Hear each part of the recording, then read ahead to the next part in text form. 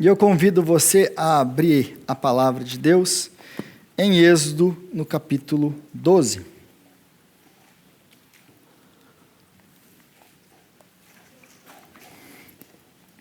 Êxodo, capítulo 12.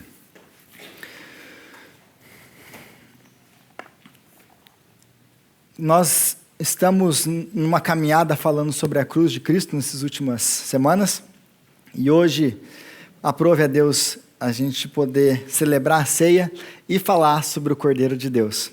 Se você se lembra da minha última pregação, a gente começou a falar sobre 3 palavras muito importantes na nossa vida cristã. A gente falou semana passada sobre redenção, sobre justificação, e ficou faltando uma palavra muito importante, que é propiciação. Então, hoje a gente vai falar um pouquinho sobre propiciação, falando do Cordeiro de Deus. Então, Êxodo capítulo 12, a gente vai ler a partir do versículo 1, do 1 ao 13. Êxodo 12, do 1 ao 13, depois do 21 e o 23. O Senhor disse a Moisés e a Arão no Egito: Este deverá ser o primeiro mês do ano para vocês. Diga a toda a comunidade de Israel que no 10º dia deste mês, todo homem deverá separar um cordeiro ou um cabrito para sua família, um para cada casa. Se a família for pequena demais para o animal inteiro, deve dividi-lo com o seu vizinho mais próximo, conforme o número de pessoas e conforme o que cada um puder comer. O animal escolhido será macho de 1 ano, sem defeito, e pode ser cordeiro ou cabrito. Guardem-no até o 14º dia do mês, quando toda a comunidade de Israel irá sacrificá-lo ao pôr do sol. Passem então um pouco do sangue nas laterais e nas vigas superiores das portas das casas das quais vocês comerem o animal. Naquela mesma noite comerão a carne assada no fogo, com ervas amargas e pão sem fermento. Não comam a carne crua, nem cozida em água, mas assada no fogo, cabeça, pernas e vísceras. Não deixem sobrar nada até a manhã seguinte. Caso isso aconteça, queimem o que restar. Ao comerem, estejam prontos para sair. Cinto no lugar, sandálias nos pés e cajado na mão. Comam apressadamente, esta é a Páscoa do Senhor. Naquela mesma noite, passarei pelo Egito e matarei todos os primogênitos, tanto dos homens como dos animais, e executarei juízo sobre todos os deuses do Egito. Eu sou o Senhor. O sangue será um sinal para indicar as casas em que vocês estiverem. Quando eu vir o sangue, passarei adiante. A praga de destruição não os atingirá quando eu ferir o Egito. Pula comigo para o versículo 21. Então Moisés convocou todas as autoridades de Israel e lhes disse: Escolham um cordeiro ou um cabrito para cada família, sacrifiquem-no para celebrar a Páscoa. Molhem um feixe de isopo no sangue que estiver na bacia e passem o sangue na viga superior e nas laterais das portas. Nenhum de vocês poderá sair de casa até o amanhecer. Quando o Senhor passar pela terra para matar os egípcios, verá o sangue na viga superior e nas laterais da porta, e passará sobre aquela porta e não permitirá que o destruidor entre na casa de vocês para matá-los. Senhor, a Tua palavra é santa e verdadeira. Amém. E nós oramos a Ti, ó Pai, que o Senhor venha falar conosco essa noite. Espírito Santo, nós clamamos a Ti, que o Senhor venha abrir o nosso entendimento, que o Senhor venha abrir os nossos ouvidos, que o Senhor venha nos dar graça para entender a Sua palavra, e que a Sua palavra venha transformar a nossa história, a nossa vida. Que nenhum de nós venha sair daqui hoje da mesma maneira que entrou. Faz isso para a sua glória. Para a sua glória. É o que nós te pedimos, em nome de Jesus. Essa é talvez uma das passagens mais conhecidas de toda a Bíblia, a 10ª praga do Egito. Se você se lembra, o que está acontecendo aqui o povo de Israel é escravo no Egito. Deus, então, ouve o seu clamor, ouve o seu choro de angústia e desce para libertar o povo, como ele tinha prometido para Abraão, que aconteceria muito antes disso acontecer. Então, ele desce, ele se encontra com Moisés, ele se revela a Moisés, e então ele fala: vim libertar o meu povo. Vai e chama e fala com o faraó.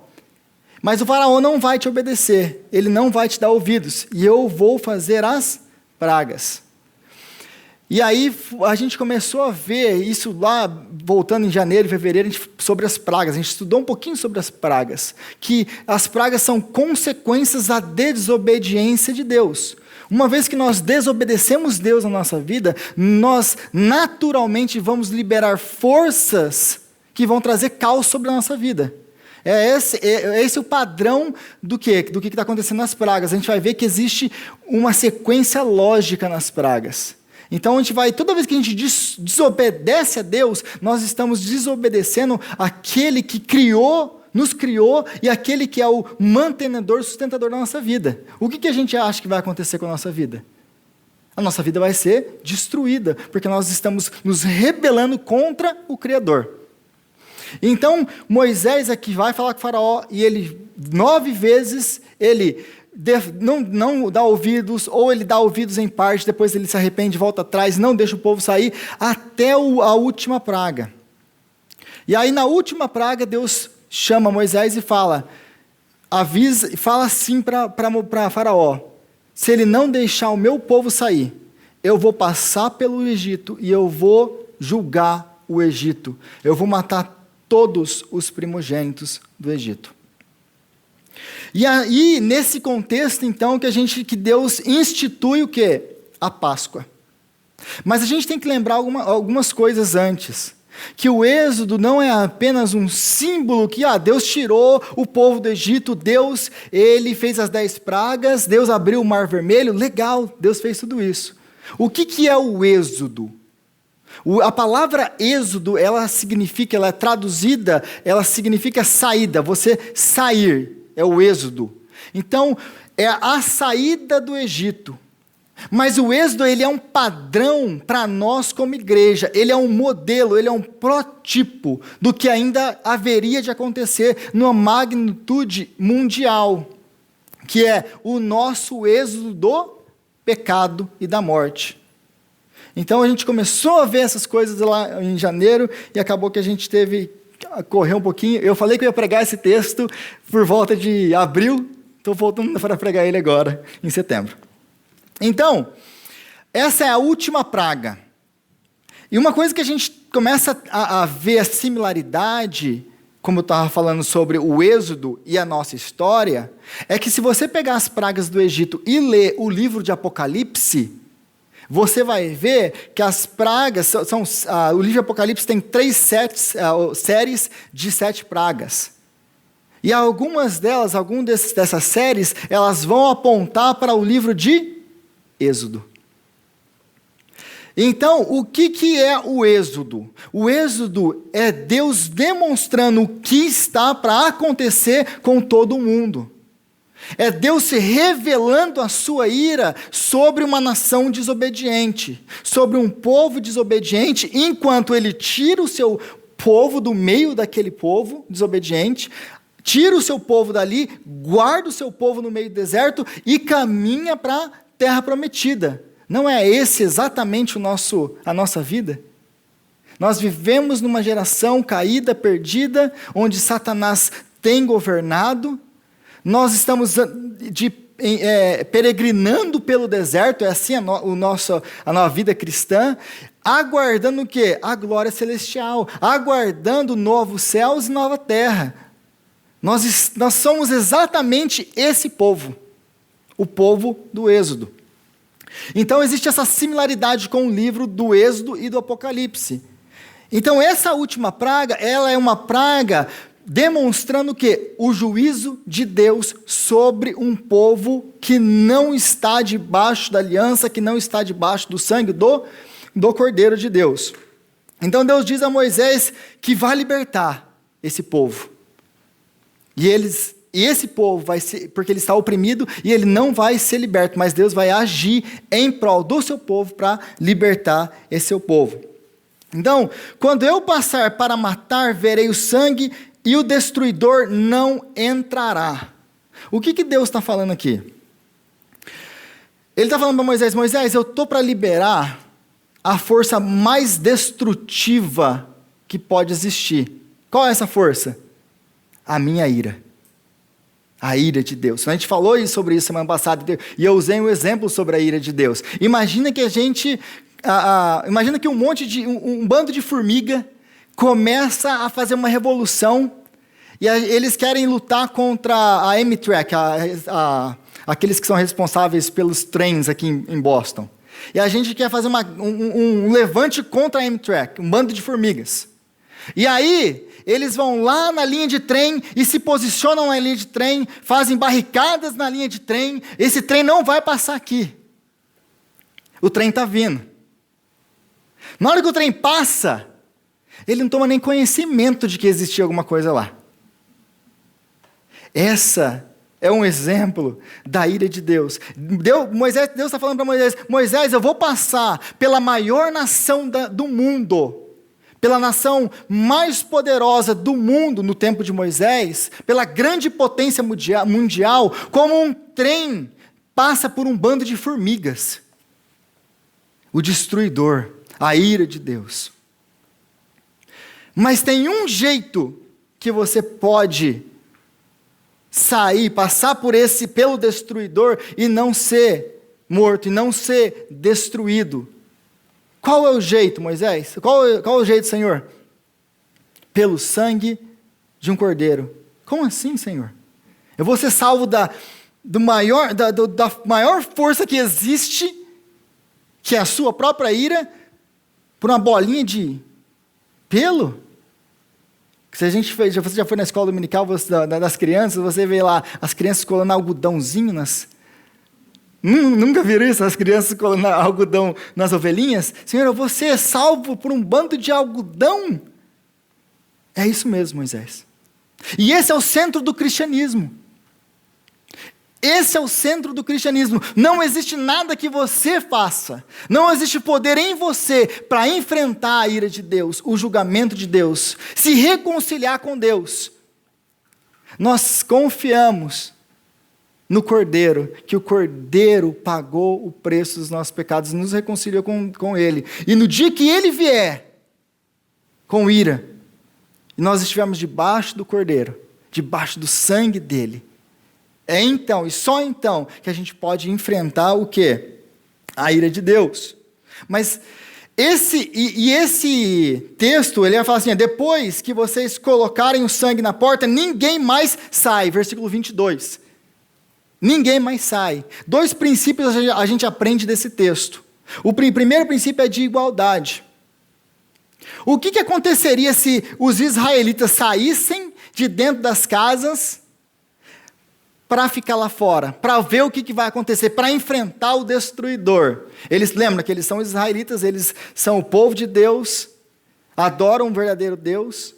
O que acontece? O que aconteceria com eles? Eles seriam destruídos, mortos, juntos com os egípcios. Então, o que Deus está falando aqui? Vocês não saiam. É um princípio de o quê? Igualdade. Não existe diferença entre vocês e os egípcios. Eu estou vindo para matar os egípcios. Contudo, eu não venho apenas para eles. Eu venho para qualquer um que não estiver debaixo do sangue do Cordeiro. Não importa a sua religião, não importa os seus feitos, não importa se você é judeu, quem você é. Se você tentar enfrentar ou se colocar diante de Deus pela sua própria justiça, não vai sobrar nada. O que nos faz diferentes desse povo lá fora? Só o sangue dele. Só o sangue dele. Não tem como nós batermos no peito e falar: tá vendo, eu sou diferente, eu sou bom, eu sou isso, eu sou aquilo. Não existe mérito em nós, é o Cordeiro. É o Cordeiro. É estar debaixo do sangue do Cordeiro, é aquilo que nos guarda. Então esse primeiro princípio do quê? Da igualdade. Depois tem o princípio da substituição ou da imputação. O que acontece? Naquela noite no Egito tinha um filho morto ou um cordeiro morto. Dentro de cada casa, todas as casas do Egito. Ou tinha um filho morto, ou tinha um cordeiro morto. E os filhos, os primogênitos que ali estavam, eles olhavam para o cordeiro e eles pensavam: eu só não estou morto porque esse cordeiro está. Porque esse animal foi morto no meu lugar. E aqui a gente vai começando a entender o princípio da imputação. O que? Os pecados ou a culpa, para livrar aqueles filhos, alguém tem que pagar o preço daqueles filhos. E aquele cordeiro. E Deus então está nos ensinando, começando a desenvolver o plano da salvação, mostrando muito claro como Ele vai nos salvar. Então, por mais importante que tenha sido o êxodo de Israel, Israel precisava de um novo êxodo, um último, um final, porque eles foram livres de uma opressão política, eles foram libertos da escravidão, mas nós precisamos de um êxodo final, que só foi alcançado por Cristo. Por quê? Porque nós não estávamos presos por um sistema político. Nosso problema era com o pecado e a morte. O pecado e a morte. Então Jesus ele faz propiciação para os nossos pecados. Mas para a gente poder entender um pouquinho isso, a gente tem que começar a entender a história do Cordeiro. Porque a história do Cordeiro ela não começa em Êxodo. Ela começa bem antes de Êxodo. Ela começa, na verdade, em Gênesis 22. Mas antes de Gênesis 22, tem alguns textos que a gente precisa entender para ter base nisso. Então, a conta do pecado e a história do Cordeiro. Adão e Eva, eles pecam. Gênesis capítulo 3. Lembram disso? E aí, o que acontece com Adão e Eva depois que eles pecam? Deus, ele vem ao encontro deles, tem todo aquele episódio que Deus, então, os condena, os expulsa, mas Deus, ele faz uma coisa ali. Ele promete salvação. Gênesis capítulo 3, versículo 15, aquilo que nós chamamos de o proto-evangelho, o primeiro evangelho. E Deus vai além, porque Ele não apenas promete salvação, mas ali é o primeiro sacrifício que a gente vê em Gênesis 3, 22. Que Deus, então, Ele mata animais e os cobre com a pele desses animais. Ali é o primeiro sacrifício que nós vemos. Depois a gente vê o sacrifício de Abel, que é o que a gente leu aqui hoje. Né? E Deus, o que acontece? Eles entendem uma coisa. Desde o começo, eles entendem uma coisa. Desde Adão, eles entendem isso. Deus é santo e Ele não tolera o pecado. Ele não tolera o pecado. Isso, Adão ensina para Caim e Abel, e as coisas vão sendo ensinadas de pai para filho. Então vem Abel e sacrifica na presença do Senhor. Porque eles entendem que eles não obedeceram a Deus, que eles caíram, estão separados agora de Deus e que eles não se entendem nem entre eles. Existe uma conta para ser paga. E depois vem Noé, é o nosso próximo problema. Aí vem toda a raça humana com Noé, e Deus olha e vê, o homem é corrupto desde a sua juventude, o seu coração é inclinado inteiramente para o mal. Eu resolvi acabar com tudo. E aí então, Deus escolhe Noé, separa Noé. Noé, ele passa pelo dilúvio, Deus acaba com toda a terra, menos com Noé e sua família. Quando ele sai da arca, o que Noé faz? Ele oferece holocaustos a Deus. O que Noé entendia? Que ele também deveria ter sido morto, junto com todos os outros, porque não existe ninguém bom, ninguém justo. Noé merecia a morte como todos os outros. Contudo, Deus o poupou. E aí então, Noé, ele oferece um sacrifício, um holocausto a Deus. Está lá em capítulo 8 de Gênesis. E aí a gente chega em Abraão. Abraão, ele é um idólatra. Se você começar a ver a vida de Abraão, ele é um idólatra. E Deus chama ele da casa do pai dele, dá as promessas maravilhosas que Abraão tem. E se você se lembra, ele faz uma promessa para ele no capítulo 15 de Gênesis. Lembra que ele fala: Abraão, você vai ter muitos filhos e essa vai ser a sua descendência. Eu te prometo que eu vou fazer isso. Aí ele fala assim para o Senhor: mas Senhor, como que eu posso saber que isso é verdade, que isso vai mesmo acontecer? Então ele fala para Abraão, traz Abraão, o quê? Traz os animais para mim. E não fala mais nada. Então Abraão, sabendo do que ele estava falando, ele traz os animais, corta os animais no meio, separa os animais, e aí ele tem um encontro com Deus no final da noite. Onde ele entendendo que Deus estava fazendo uma aliança com ele, porque lembra que aquilo, eu já expliquei isso, sobre aquela ser uma sociedade oral e não escrita, era assim que eles assinavam contratos. Então ele coloca metade dos animais de um lado, metade do outro, e então Deus vem para fazer o quê? Assinar um contrato com ele. E a coisa mais chocante que acontece no Antigo Testamento, Deus passa pelo meio dos animais, e dizendo, que isso aconteça comigo, Abraão, se eu não cumprir com o que eu te prometi, se eu não trouxer à tona a verdade, aquilo que eu prometi para você, que você será essa bênção, que através de você todas as famílias da terra serão abençoadas, que a minha infinitude se torne finitude, que o Deus imortal morra, que isso aqui aconteça comigo. Contudo, o escândalo de tudo isso não é que Deus passa. Deus passar já é um escândalo. O segundo escândalo Abraão não passa no meio dos animais. É Deus falando, não, Abraão. Não depende nada de você. Sou eu quem vou fazer. Porque se depender de qualquer coisa de você, não vai acontecer. Então Abraão não passa. E ele promete. E aí então ele promete que vai ter filhos. E chega o tempo de Isaac nascer. Isaac nasce e Deus ele faz um pedido muito diferente para Abraão. Qual que é o pedido? Mata Isaac e oferece em sacrifício. É interessante que em hebraico, quando Deus ele dá um comando,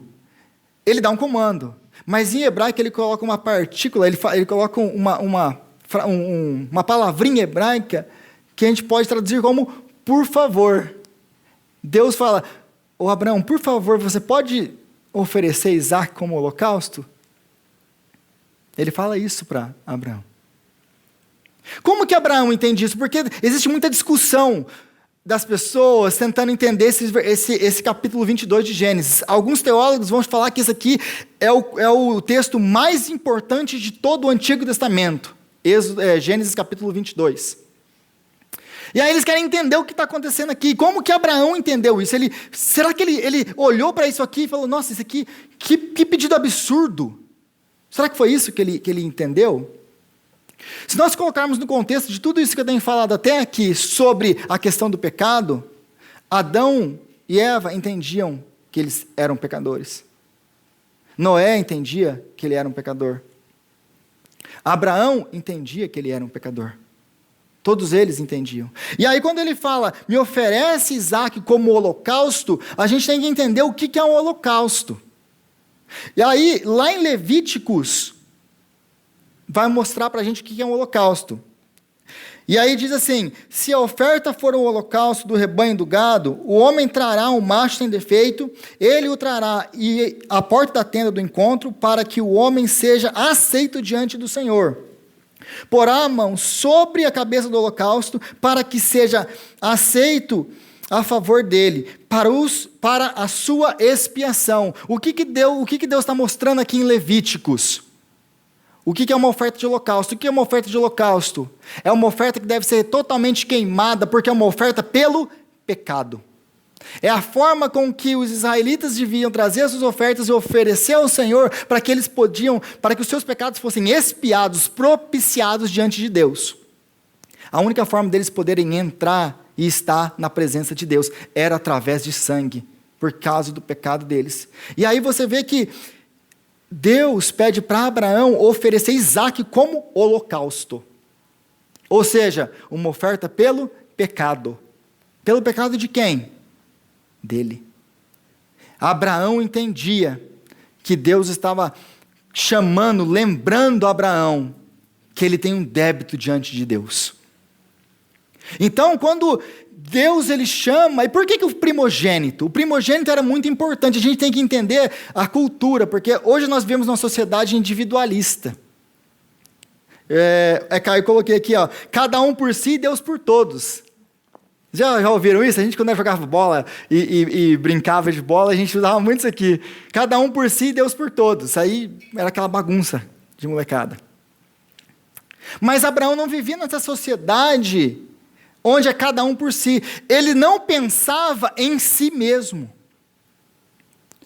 A esperança da família estava colocada no primogênito. Porque se eles tivessem muitos filhos, lembra que... Por que o papel da mulher é tão importante no Antigo Testamento? Terem filhos. Por que é tão cobrado das mulheres terem filhos? Porque se você tem filhos, muitos filhos, homens, você tem quem trabalha a terra. Se você tem muitos filhos homens, você tem um grande exército. Se você não tem muitos filhos homens, o que vai acontecer com a sua tribo? Vocês vão ser conquistados, vocês vão ser mortos. É por isso que a mulher tinha que ter muitos filhos. Era muito cobrado que ela tinha filhos. Porque a mulher era a grande heroína. Se ela não tivesse filhos, toda a nação estava perdida.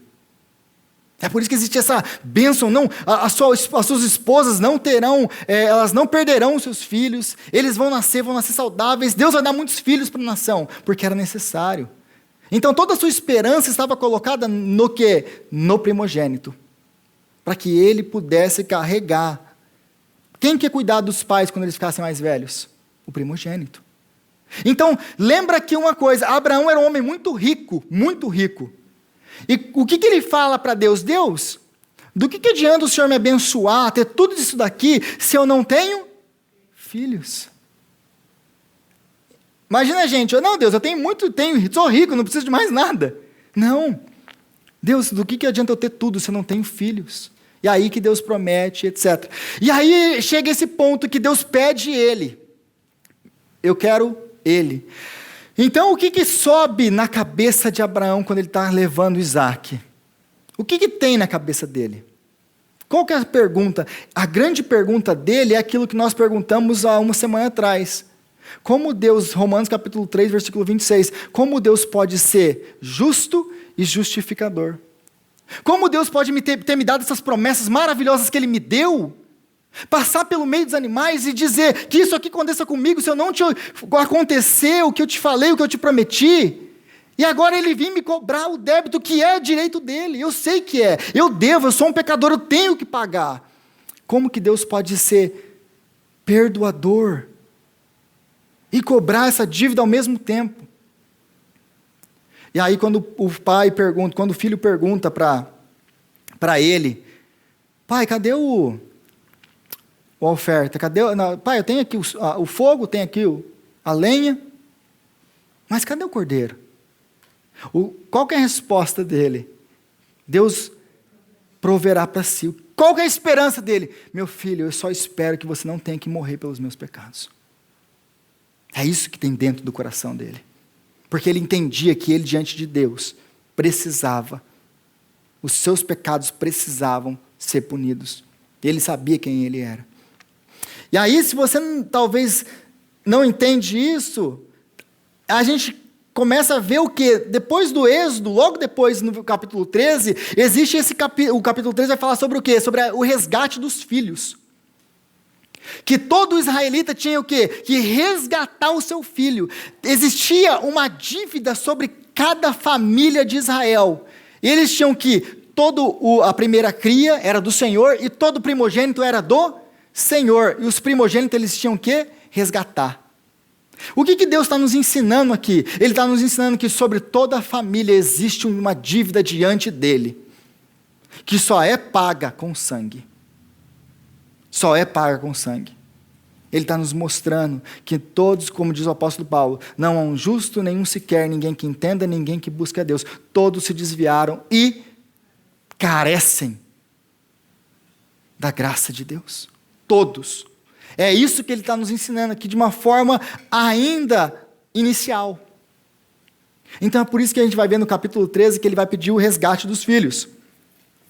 Então, essa é a grande pergunta que está na cabeça de Abraão. Como Deus pode ser justo e justificador? Como que Deus pode fazer isso? Me prometer todas essas coisas maravilhosas e agora cobrar minha dívida. Eu não tenho como pagar. E eu sei que eu não tenho.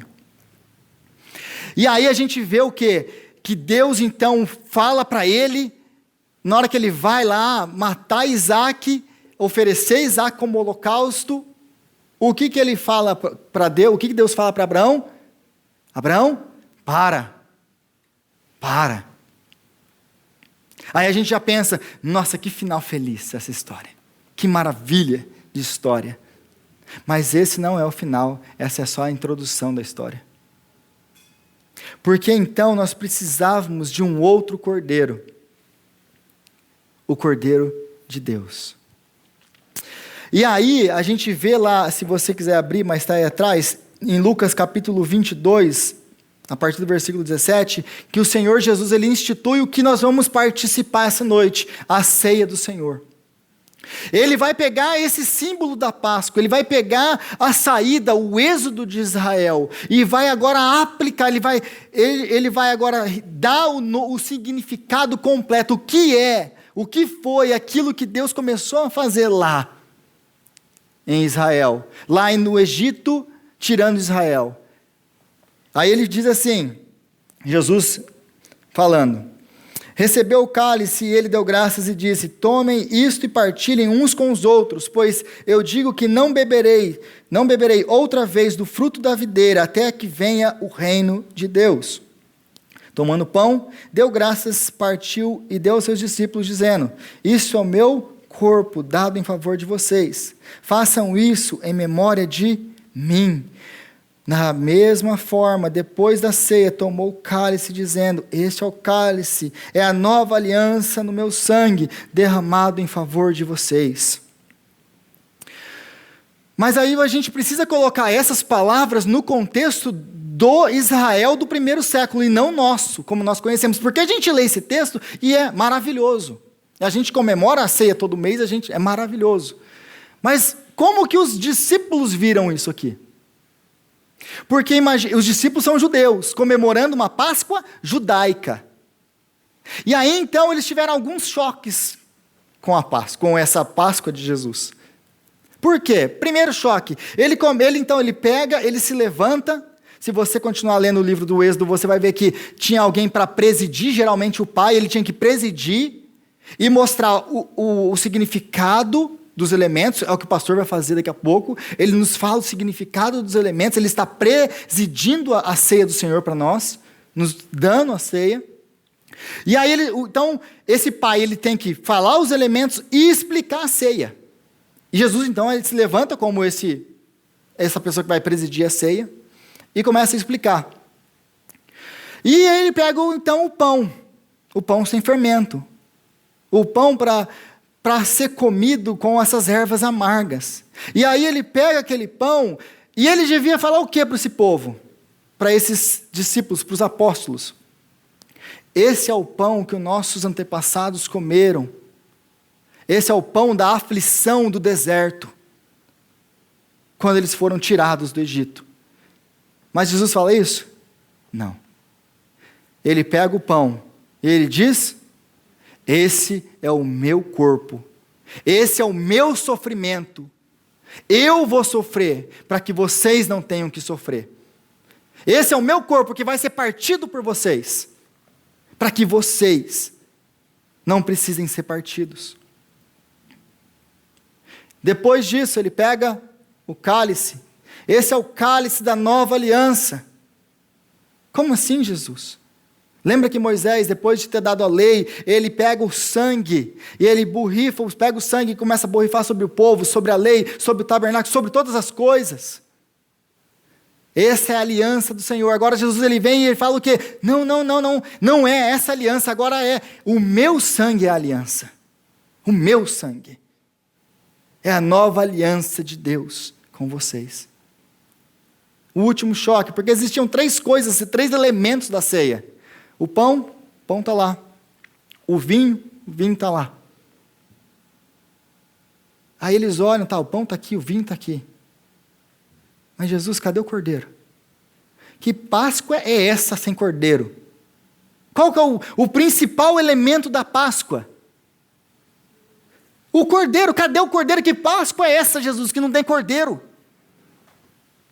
Onde está Jesus, o cordeiro? O cordeiro não estava na mesa. Porque ele estava presidindo a mesa. Ele é o Cordeiro de Deus. É o que diz o quê? João 1:29. Eis o Cordeiro de Deus, eis aquele que tira o pecado do mundo. João entendeu. Esse é o Cordeiro. Olhem, vejam, percebam, esse é o Cordeiro. Por mais importante que tenha sido o êxodo de Israel, a saída do Egito, esse é o Cordeiro. Aí a gente começa a entender que o quê? Adão e Eva não foi aquele sacrifício dos animais, ou aquela promessa de Gênesis 3:15, ela foi completa em Jesus. Então ela começa, Noé não é aquele holocausto depois que Noé oferece, que o salvou, que o justificou diante de Deus. É o Cordeiro de Deus. Abraão então começa, ele vai entender, só assim que a gente começa o quê? Poder ver o que está realmente acontecendo com Abraão. Porque se a gente pensar nisso, Jesus é a resposta de Abraão. Jesus é essa resposta para essa pergunta de Abraão que eu fiz agora há pouco. Qual que é a pergunta? Como que Deus pode ser justo e justificador? Como? Abraão, disse Deus, eu vou subir o monte Moriá com o meu primogênito e colocar a lenha sobre ele, e ninguém vai poder me dizer, pare. Abraão, o seu primogênito foi salvo à custa do meu primogênito. O seu primogênito foi salvo à custa do primogênito dele. Nós fomos salvos à custa do primogênito dele. Porque o cordeiro não estava na mesa.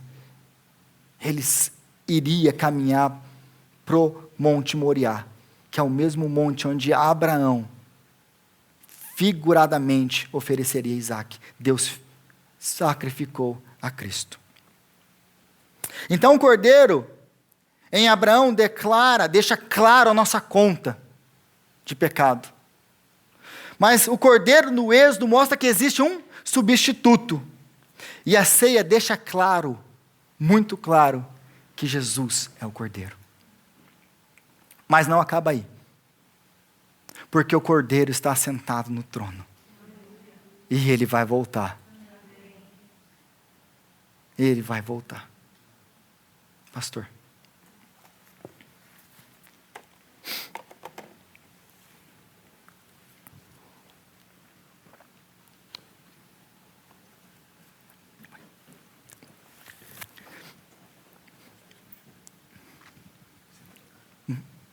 Então, é isso mesmo. Gustavo, Eduardo, vem aqui me ajudar, por favor, meus irmãos. Hoje não vem nenhum diácono, nenhum presbítero. Vou usar o pessoal daqui. Você fica aí descansando. Pode vir. Boa noite. Boa noite. Fala boa noite, crente. Agora sim, vocês têm boca, né? Boa noite. Paz, Senhor Jesus. O Rodrigão estava pregando. Eu estava lembrando que tem uma ilha que eu gosto muito perto de Salvador. Almira Baiana, eu preciso ir a Jequié visitar a minha sogra. E do lado de Salvador tem uma ilha chamada Morro de São Paulo. E a bênção de Morro de São Paulo é que não tem carro em Morro de São Paulo. É uma ilha e lá tudo que você tem é uma moto, um trator que anda lá na cidade. A gente anda a cidade a pé o tempo inteiro. Você pensa que tudo isso que o Rodrigo está falando não tem a ver com o nosso dia a dia. Mas deixa eu te contar uma coisa. A gente pegou uma pousada lá. E o dono da pousada acabou se tornando meu amigo. Descobriu que eu era pastor, porque eu morava em São Paulo. De São Paulo eu fiz toda a reserva para a pousada. E eu saía, sempre batia um papinho com ele. Um dia a Almira já tinha saído com as crianças. Eles estavam lá na frente da pousada me esperando. Eu saí, estava me despedindo dele. E ele me agarrou assim. E me fez uma pergunta que tem tudo a ver com a mensagem. Ele olhou para mim e disse: me explica uma coisa da Bíblia. Você é pastor, né? Eu disse: sou. Por que Deus matou os primogênitos do Egito? Olha a crise de um homem que não é crente. Ele não é evangélico, ele não é protestante. Ele olha para mim e diz: por que Deus matou todos os primeiros filhos do Egito? Porque essa gente toda morreu. Que história é essa? Como assim? E eu estava com pressa, porque eu queria ir para a praia. Minha família estava lá fora me esperando. O Almir, as crianças eram menores, eu só estava pensando na praia. E aquele homem me agarrou e me segurou com uma pergunta que eu levaria algumas horas para respondê-lo. E eu olhei para o peito dele, tinha uma medalhinha com a imagem, com o rosto de Jesus Cristo e uma cruz. E eu olhei para ele e disse: engraçado, você está tão preocupado em entender a morte dos primogênitos do Egito? Aí eu estendi assim a mão, bati assim no peito dele, licença, disse: mas você não está preocupado com a morte do primogênito mais importante. Aí ele olhou para mim e disse: como assim? Eu disse: porque para o povo de Israel sair do Egito, morreram todos os primogênitos. Mas para a gente sair do pecado, precisou o primogênito de Deus morrer por nós. Você está tão interessado na morte dos primogênitos do Egito, mas você não prestou atenção na morte do primogênito de Deus. Você tem uma cruz no peito, você tem uma imagem dele no peito, e você está preocupado com os primogênitos do Egito. Você entende quem é Jesus? Você conhece Jesus? E ele ficou assim olhando para mim. Eu vi que ele ficou meio desconcertado com a resposta, porque ele queria discutir comigo teologia, eu queria discutir com ele vida. Aí eu comecei a falar com ele sobre isso. O Rodrigo estava pregando e ele disse assim: naquela noite no Egito, ou havia um primogênito morto, ou havia um cordeiro morto. Mas no dia do Gólgota, tinha os dois. Tinha um primogênito e tinha um cordeiro morto. E foi assim que nós fomos salvos. Porque nem o cordeiro foi poupado, e nem o primogênito foi poupado. E Deus deu o seu cordeiro, e Deus deu o seu primogênito, para que nós fôssemos salvos. Será que a gente entende isso? Será que mesmo depois de um sermão desse a gente entende? Ou será que é mais uma coisa normal? Você pode pegar tudo isso aqui, daqui a pouco você vem aqui na frente, você pega um pedacinho de pão, daqui a pouco você vem aqui na frente, pega um cálice desse, e você vai ficar aí feliz da vida. Volta para o seu lugar, come um pedacinho de pão, bebe o cálice e vai embora para sua casa. E você não entendeu o que aconteceu.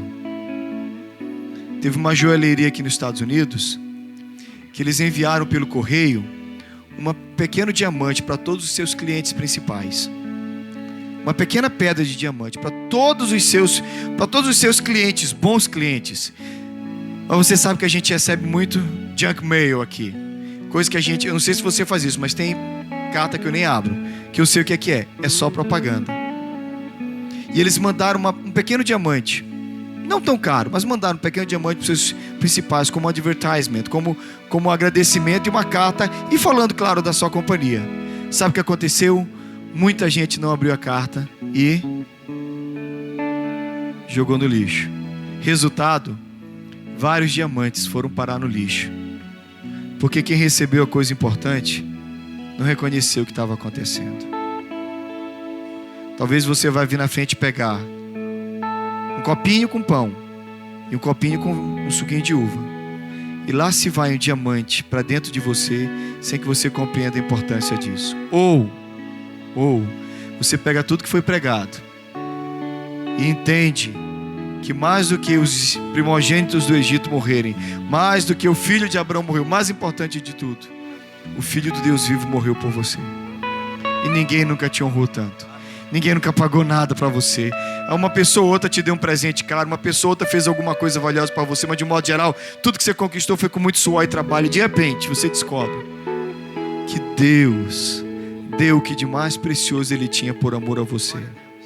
Será que você consegue receber esse diamante? Será que você consegue entender a preciosidade do cordeiro e do primogênito que morreu para você sair do Egito do teu pecado? Porque o que eu recebi do Senhor foi o que também vos entreguei. Que o Senhor Jesus, na noite em que foi traído e morto, no dia seguinte, tomou o pão e o partiu, e tendo dado graças, disse: esse é meu corpo partido por amor de vós. Fazei isso todas as vezes que eu comerdes em memória de mim. E abençoou. Nós estamos simplesmente obedecendo o que Ele mandou. Vamos fazer isso. Ele mandou a gente fazer. Nós estamos obedecendo o que Jesus mandou. Partindo o pão. Porque Ele disse que nós partiríamos. E que nós seríamos fortalecidos no pão. Porque Ele disse: o meu corpo é o verdadeiro alimento, diz João 6. Por semelhante modo, depois de haver ceado, Ele tomou o cálice e disse: esse é o cálice da nova aliança no meu sangue. Fazei isso todas as vezes que o bebedes em memória de mim. Lembre-se que, como foi dito na mensagem, tudo é símbolo de sofrimento. O sofrimento de Cristo, que trouxe para nós salvação. O que é o pão? É o trigo que é moído pelos nossos pecados e iniquidades. E depois que o trigo é moído até virar pó, ele vai para fornalha. e passa pelo fogo. Moído e queimado, eu tenho pão. Jesus foi moído pelos meus pecados, passou pela fornalha da provação e da morte, para que você possa comer o pão. Então entenda o sofrimento do cordeiro, entenda o sofrimento do primogênito. Não pegue esse copinho de qualquer jeito e joga assim na mesa: vamos comer isso aí que o pastor falou. Não pega o diamante de qualquer jeito. Por semelhante modo, ele nos lembra que a uva se esvaziou a si mesma e precisou ser esmagada, pisada, para que eu tenha o suco dessa fruta. Lembrando que Cristo esvaziou-se a si mesmo e tomou forma de homem de dores, que sabe o que é sofrer por mim e por você. Depois de tudo que você ouviu, depois de olhar para esses elementos, será possível, irmãos, nós comermos o pão de qualquer jeito? Seria aceitável comer o pão e beber o cálice de qualquer maneira?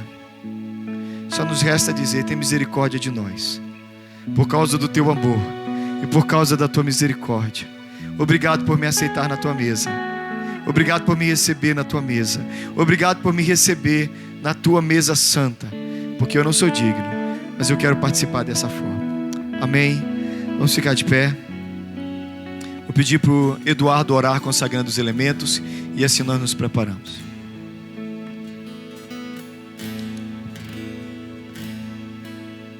Senhor Deus, nosso Pai, nós viemos aqui, ó Deus, uma forma de gratidão pelo Teu amor, pela Tua graça derramada por nós, ó Pai, por Teu Filho Jesus Cristo, pelo Seu sacrifício por nós ali na cruz, ó Deus. Consagramos agora, ó Pai, o pão, o vinho, ó Deus, que é um ato, ó Deus, de memória do Teu sacrifício, que possamos compreender, ó Pai, o Teu sacrifício ali na cruz, que possamos viver a Tua vida a cada momento e sairmos de forma diferente, desafiados para poder ser sal e luz, para viver o Teu Evangelho e proclamar a Tua graça a todos, ó Pai. Em nome de Jesus que nós Te agradecemos, ó Deus, porque estamos aqui participando da Tua mesa, Pai. Amém, queridos? Essa não é a mesa da igreja presbiteriana, essa é a mesa do Senhor Jesus. Todos os crentes em comunhão com Deus, em comunhão com as suas igrejas, que olharam para dentro, examinaram-se a si mesmo, podem e devem participar desses elementos. Então você vem até aqui, vamos ver como foi dito, vem pelo corredor do meio, volte pela lateral, pegue um pão, pegue um cálice, de preferência um representante só da família, pega para todo mundo e espere, que nós vamos comer juntos, tá bom?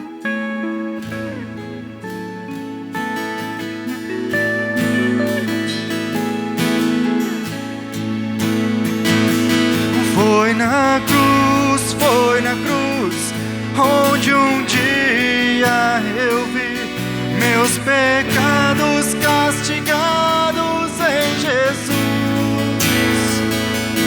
Foi ali pela fé que meus olhos abri, e agora me alegro em sua luz. Foi na cruz, foi na cruz, foi na cruz, onde um dia eu vi meus pecados castigados em Jesus.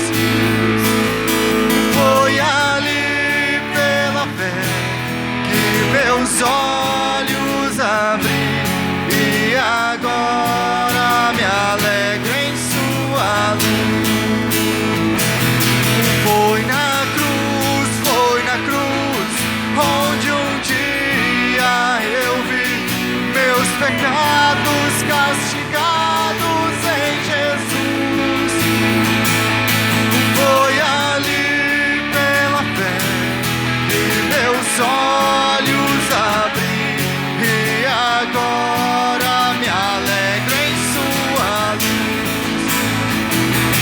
Oh, que grande prazer inundou o meu ser, conhecendo esse Teu grande amor, que levou meu Jesus a sofrer lá na cruz, pra salvar um tão pobre pecador.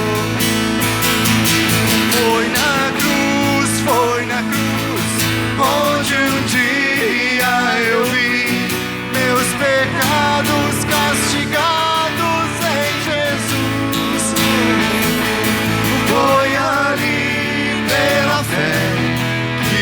meus olhos abri e agora me alegro em sua luz. Vamos agradecer o Senhor.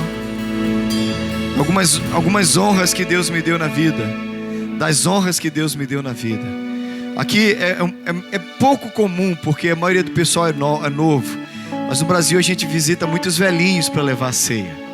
E o pastor presbiteriano no Brasil, eu sempre tinha uma maletinha com uma garrafinha grande com suco e um estojinho com os pães e alguns copinhos e uma bandejinha. Então era muito comum ao longo do mês eu visitar os velhinhos da igreja que não poderiam vir na igreja. E das honras que eu tinha é ver alguns velhinhos que estão em casa, alguns paralíticos, alguns deitados na cama, alguns sem condição. E eu chegava, quando ele via a maletinha, o velhinho começava a chorar. Ele dizia: ai pastor, você trouxe a ceia? Eu digo: sim, eu trouxe a ceia. Eu já dei a última ceia para algumas pessoas. É muito interessante quando você vai no hospital e você vê um homem que vai morrer daqui a alguns dias, e você leva o pão e você leva o cálice, como já aconteceu comigo. Ele pega com muita dificuldade, come o pão, bebe o cálice e diz: oh Jesus, estou indo estar com o Senhor. Ele sabia que ia morrer, aquele irmão lá de Americana. Então, de tantas formas e de tantas maneiras, gente aprecia tanto o que você tem nas mãos. É tão precioso para tanta gente, é tão valioso para tanta gente. Igreja de Louro, não trata isso de qualquer forma, porque não é isso, é esse. Não é this, é him, it's he, é ele, o Senhor. Estamos falando sobre Jesus. O que você tem nas mãos é o Cristo vivo.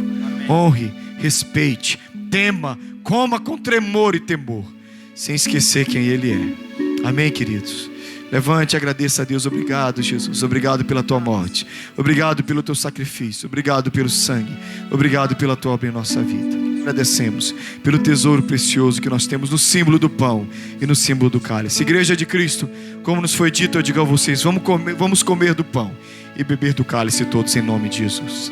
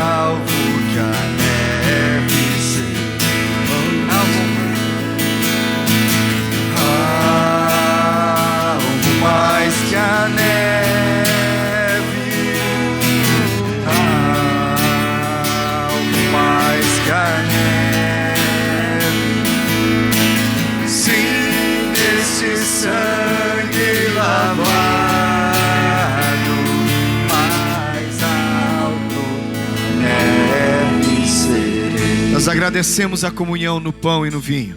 Nós agradecemos que somos parte do teu corpo. Agradecemos o tesouro que nos é concedido. Comer do pão, que é o próprio Cristo, participar do seu sangue no vinho. Agradecemos a honra. Senhor, quem somos nós para que tamanha honra venha sobre nós? Muito obrigado, Jesus. Agradecemos pela tua presença conosco. Agradecemos por tudo que aconteceu nesse culto. Agradecemos pela tua palavra que nos lembra da substituição que aconteceu conosco em Jesus, que tomou o nosso lugar, que morreu a nossa morte para que vivêssemos a sua vida. Obrigado, Cordeiro de Deus, pelos séculos dos séculos. Pelos séculos dos séculos, nós vamos lembrar e agradecer, Cordeiro, o que o Senhor fez por nós. E agradecemos, porque o Senhor é bom para nós. Te agradecemos, Jesus. E agora, meus queridos, que a graça maravilhosa do Senhor Jesus, que o amor infinito de Deus, o nosso Pai, que o poder, a comunhão, a consolação e a presença do Espírito Santo sejam sobre todos vocês e sobre todo o povo de Deus, espalhados sobre a face da terra, desde agora e para sempre e sempre. Amém. Amém.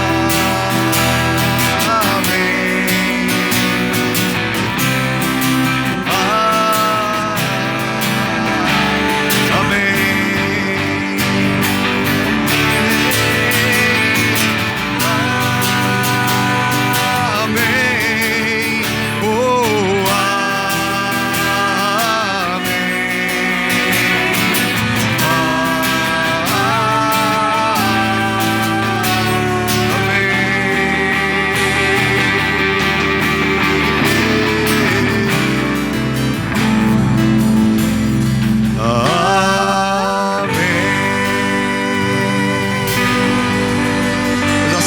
todos, com uma oração silenciosa, nós estamos despedidos. Fiquem na paz de Cristo, queridos.